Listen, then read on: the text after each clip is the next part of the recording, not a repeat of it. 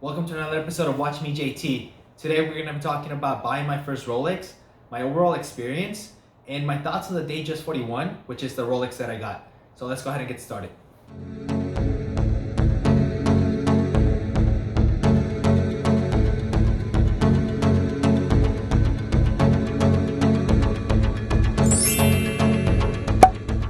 So before I start this video and before I start telling you guys the story and all the good stuff, I just wanted to let you know that I didn't want to edit this video too much. I wanted to give you guys my honest opinion and I wanted to be as open. So hopefully you guys enjoyed it a little better. But here it is. So obviously guys, I'm fairly young and I'm barely starting my career, and one of the first steps that you need to do is save up for the watch.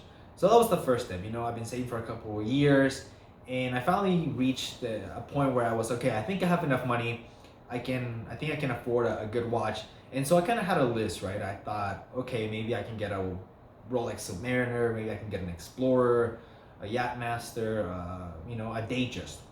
And so I talked to my dad, and he's been through the experience a couple of times. So I told him, hey, I've been saving, I've been interested, and I want to go to the AD. I want to see what they have, and hopefully pick out something, and we'll see what happens. And the first thing he told me was like, okay, just know that there's a shortage and you may not find what you want, but still go and see what's out there. And so I decided to go down one night. I go to the AD, and honestly I was just shocked, right? I walk over to the display and there's nothing. I mean, absolutely nothing. Maybe there were 3 watches and that was just it. And so I'm talking to one of the representatives there, and I'm letting her know, hey, my name is so-and-so, and I'm interested in buying a watch. Okay, well, she was like, okay, what are you interested in? And I told her, basically what I just mentioned, right? A Submariner, an Explorer, a Datejust, and I almost got laughed out of the building, right? I was, it seemed almost like if I was asking for something impossible, something unattainable. And so basically she told me, what, there's a shortage, the COVID situation, and you may not find exactly what you want, or if you do, there might be a waiting list, and it might be a couple of months to a couple of years. And so I was just kind of sad, right? I was okay, fine, what do I have to do? I give her my information. I told her, just call me if you have something, I'm willing to buy it, and I'm sure we can work something out. So a couple of weeks passed by and I hadn't really heard from her. I wasn't receiving any messages. And then one day, finally, I got a message. And it was the picture of a Yachtmaster with the platinum and blue dial. And she was like, okay, are you interested? And I think at the time I was at work and I didn't have time to reply. I think I replied maybe 20 minutes later. And I was like, yes, I'm interested. What I have to do? I was a little lost, right? I wasn't sure. How do we proceed? And again, it was about 20 minutes later, and she told me, you know what? Someone replied to my message earlier. It's gone. And I was like, oh man, I can't believe it. It was gone in a second. It felt like. So I was a little bit sad, but I was like, okay. She told me, I'll let you know if something else comes up. Just I'll let you know. And I kept waiting, right? I waited another couple of weeks. And again, I get another message, and it's another Yachtmaster, and it's the two-tone one with the black dial and the rose gold. And I told her, okay, yes, again, I'm interested. Let's do it. How do we proceed? And again, I think I must have texted back 5 or 10 minutes later, and it was gone again. And it was really at this point that I was just starting to lose hope, and I was like, okay, what's it gonna take?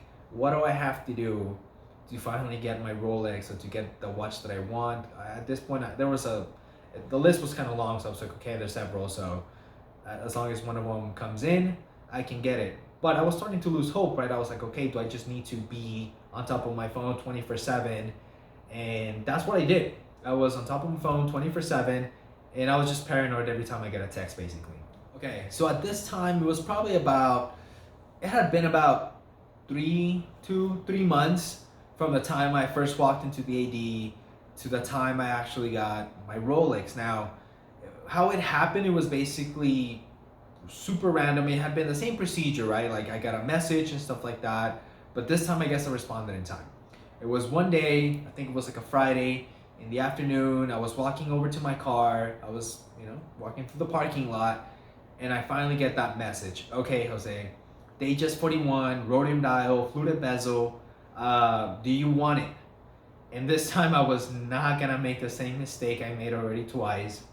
And I replied immediately. I think I must have replied about 10 to 15 seconds from when I got the message. And I was like, yes, absolutely, of course, let's do it. And she was like, okay, great, it's all yours. But, obviously saying yes is not the end.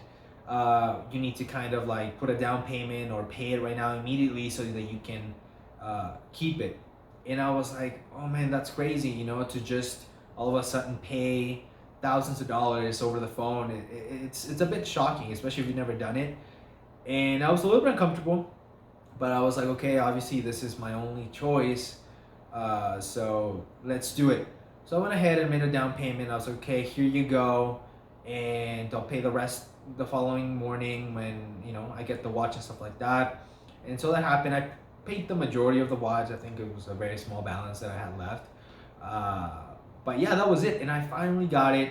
And once you get it there, the experience is great. They measure the watch and everything to make sure if it's comfortable in your wrist.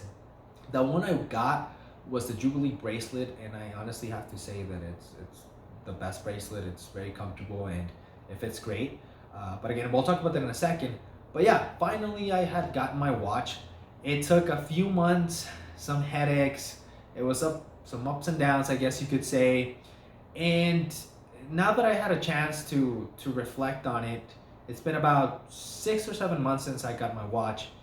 And although it was a very unique experience, again, looking back at it, I can honestly tell you that I'm not happy how that happened. I'm happy that I got the watch.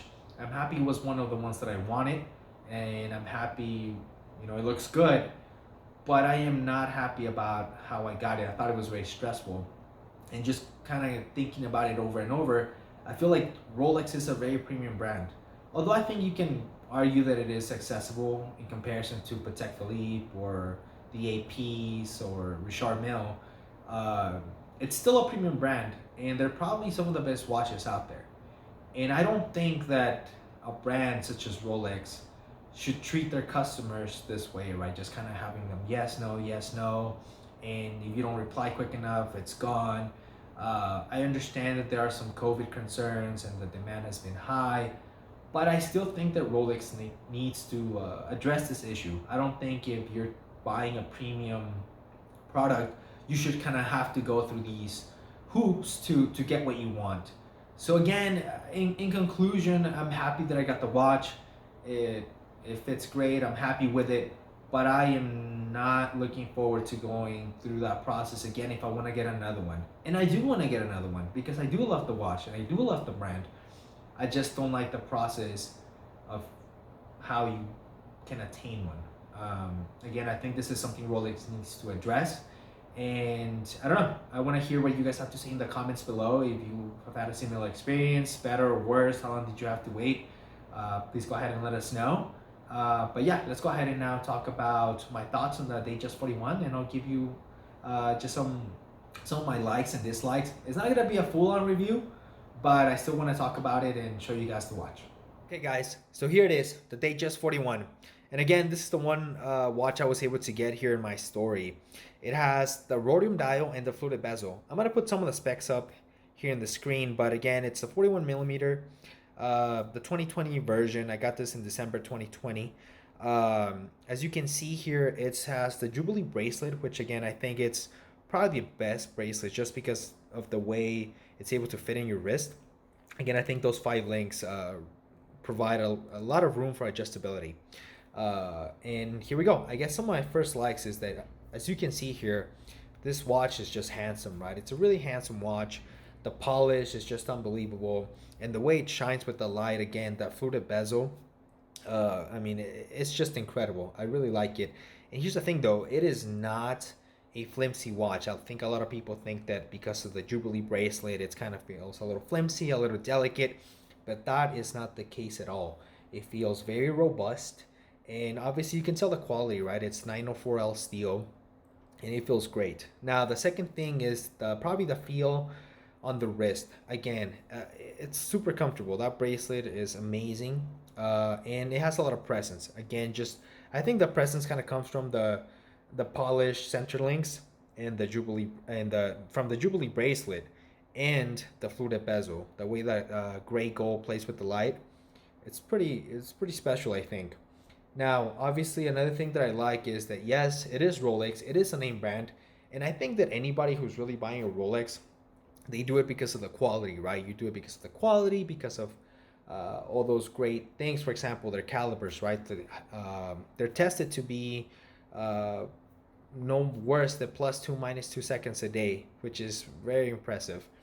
But also because of recognition. Yes, you want people to know that you do have a Rolex, and again, I think anybody who sees this is going to recognize that this is just a great timepiece.